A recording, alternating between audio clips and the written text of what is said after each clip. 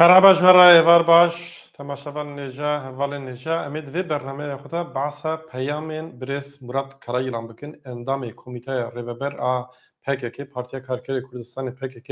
برس مراد کرایلان روجا دهه مه yani do ji ajansa nûçeyên a Firatê anefera axivê û di derbarê pêvajoya heyî de peyamên gelek giring de em ê bi çend gotina behsa peyamên birêz Murat Karayılan bikin. Niha hevalên nijaweke ku hûn jî dizanin hûn jî dişopînin divan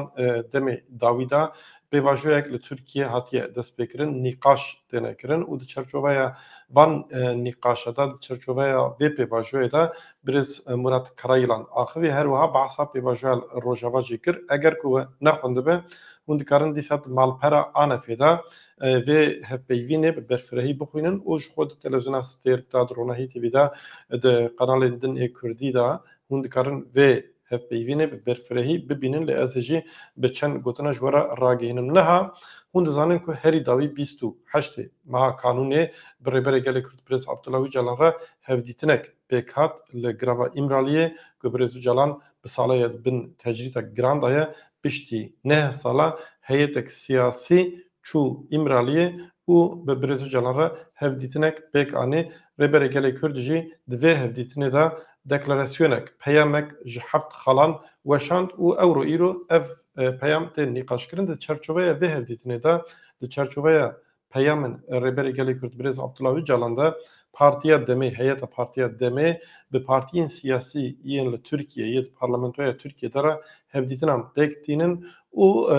îro jî yani roja şemiyê jî çûn hevserokê berê HDP Selahattin Demirtaş re jî hevdîtinek pêk anîn. Selahattin Demirtaş jî peyamek da û got ez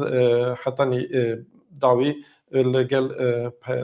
destek didim rêberê gelê Kurd Birêz Abdullah Öcalan û pê bawerim peyamek berfireh weşand û do ji xwe piştî peyama Murat Karayılan hevserokatiya Konseya Rêvebera Kecekê jî daxuyaniyek weşand û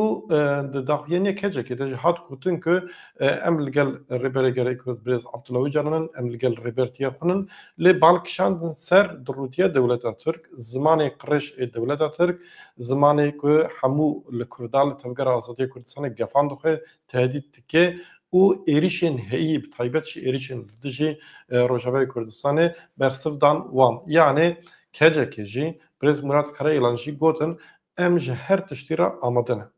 Niha di peyamê Murat Karayılan da çi tê gotin? Murat Karayılan dibêje wer xuyaye ku bi rêberê me re bi serok apora li grava İmraliyê hevdîtin pêk tên û di çerçoveya van hevdîtinan da di encama van hevdîtinan da rêbera xwe jî hin peyam weşandine. Viya dibêje dibe em giringî didin van peyama û em wek tevger hetanî dawî li gel serokê xwe ne li ba serokê xwe ne bi serokê xwe bawerin û biryarê ku ew ê serokê me bide em ê pêk bînin. Evana berê jî hatibûn gotin daxuyaniya Kecekê de jî hat gotin her wiha di daxuyaniya Birêz Cemîl Bayık da Birêz Mustafa Karasu da jî vana hemû hatin gotin Murat Karayılan careka din vê tiştî tînê ziman çima ev giring e ji ber ku li Tirkiye taybet çapemeniya dewletê hin hêzên dewletê hin beşên dewletê vî tiştî nîqaş dikin dibêjin Qandîl cuda ye Öcalan cuda ye HDP cuda yani her kes tiştekî dibêje lê werxuyaye ku di van daxuyaniyê de jî em careka din dibînin ku Tevgera Azadiya Kurdistanê yek vücud e yani ji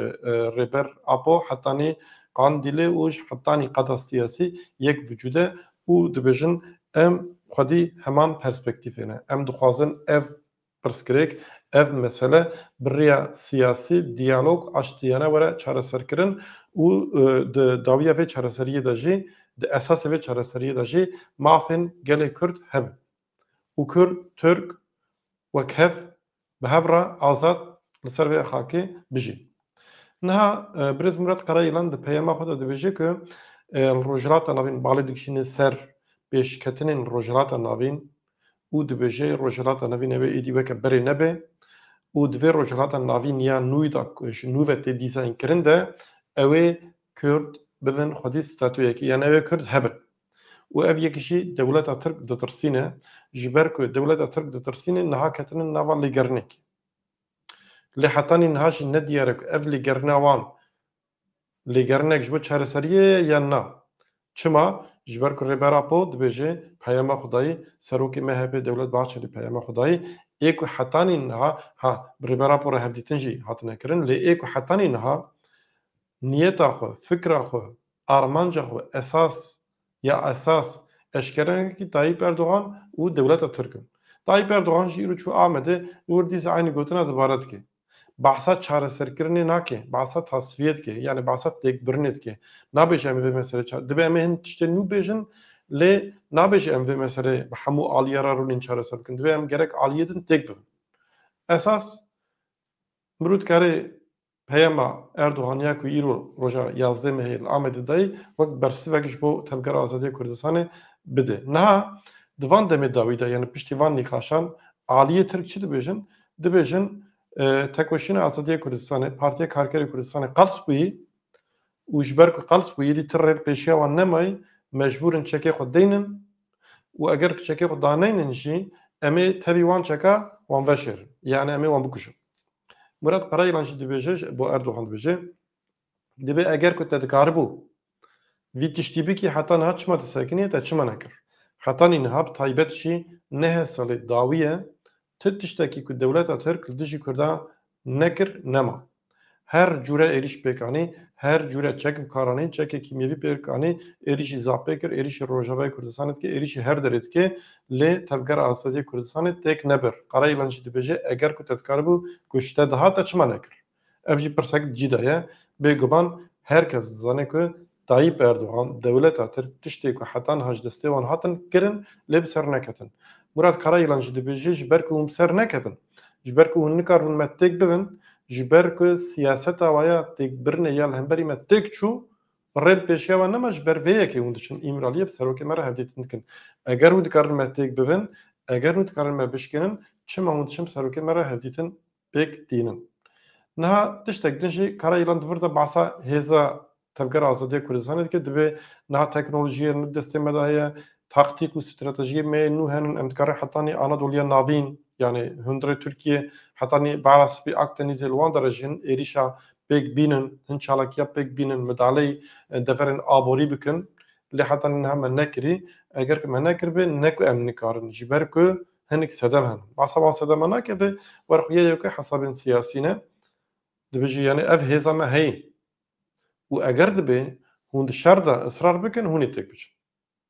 Murat Karayılan diya jî ji bo dewleta Tirk dibe eger hûn di şer de israr bikin hûn ê têk biçin. Em ji bo şer amade ne lê niyeta me, armanca me, daxwaza me çareserî ye. Ku hûn dixwazin çareseriyê pêk bînin fermo dev ji zimanê qirêj, dev ji tehdîtan, dev ji şantajan, dev ji gefan û êrişan berdin û helwesta xwe nîşan bidin fermo em vê meselê çareser bikin. Dibe li ti devereka dinyayê bi zimanê wiha qirêj çareserî pêk nehatiye. Karayılan bahsa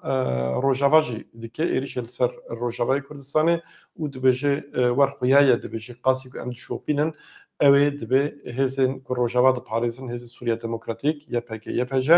ew ê ji tu devera nekişînin bahsa terrifat û min biçê dike evanan ji xwe çapemeniye de gelek cerahat û nîqaşkirin em dibare nekin lê dibêje eger ku dewleta Tirk êrişî Kobanê bike şer herî kêm 3 sala ew ê dewam bike ji ber ku divê 4 sala hê nikaribûn bi çend metre li zapê dest bixin. Bahsa zapê berfirehî dike dibêje 4 sala dibe gotine me miftel wir girt, kilît girt lê ev derewe hê destê wan lingê wan bi ava zapê neketê hakimiyeta xwe derê çêr nakirin pêk nanîne 4 sala van êrişa berdewam dikin lê geliyê zapê hê dibin kontrola hêzên gerîla de ye. Karayılan diya jî bi berfirehî bas dike. û bêguman di vir de yani bi Kurd û Kurmancî hevalên nêje temaşevan nêje Murat Karayılan dibêje helwe hêza me yani weke ku dewleta Tirk dibêje em bêhêz nînin em ji her demê bêtir bihêzin hêza me ji aliyê leşkerî ve jî ji aliyê dîplomatîk ve jî ji aliyê siyasî ve jî heye dibe êdî Kurd dikarin siyasetê jî bikin Kurd dikarin dîplomasiyê jî bikin û Kurdên ku êdî ji leşkeriyê jî fehm dikin ji şer jî fehm dikin hene ev jî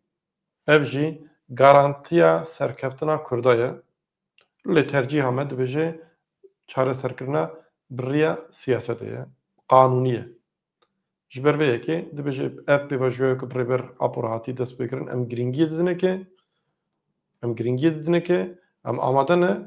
lê bila kes bi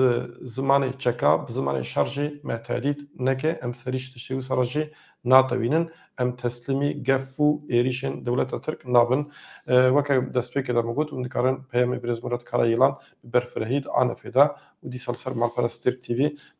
bişopînin êvar baş.